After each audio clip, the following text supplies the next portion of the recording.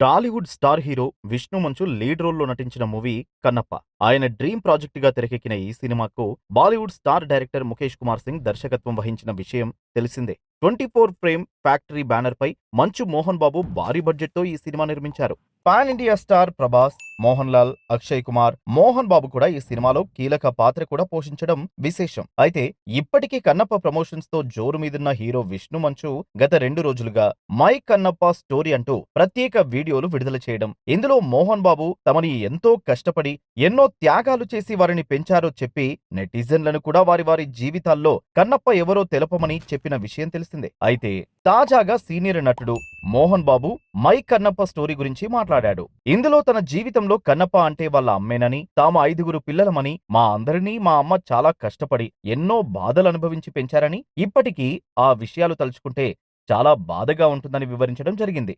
ప్రస్తుతం ఈ video social మీడియాలో వైరల్ గా మారింది.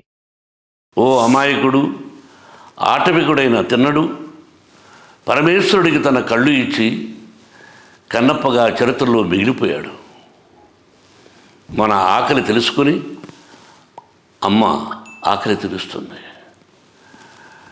మనకి ఏది కావాలంటే అది శక్తికి మించి అమ్మా నాన్నలు మనకిస్తారు. నా దృష్టిలో మా అమ్మా నాన్నలు కన్నప్పలు. మా అమ్మ పేరు లక్ష్మమ్మ. దురదృష్టవశాత్తు పుట్టుకతో 2 చెవులు వినిపించవు. ఆ మహాతల్లికి పరమేశ్వరుడు 5 మంది సంతానాన్ని ఇచ్చాడు.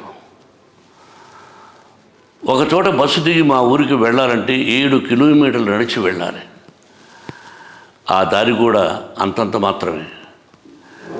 చెవులు వినిపించని నా తల్లి 5 మంది బిడ్డల్ని మోసుకుని మా ఊరికి వెళ్ళేదంటే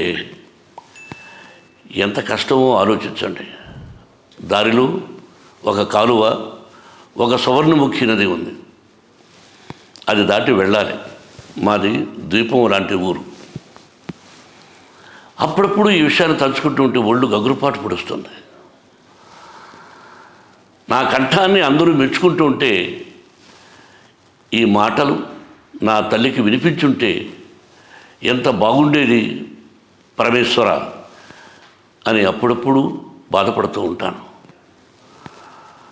నాకు నా కన్నతల్లి కన్నప్ప, నా కన్నతల్లి కన్నప్ప.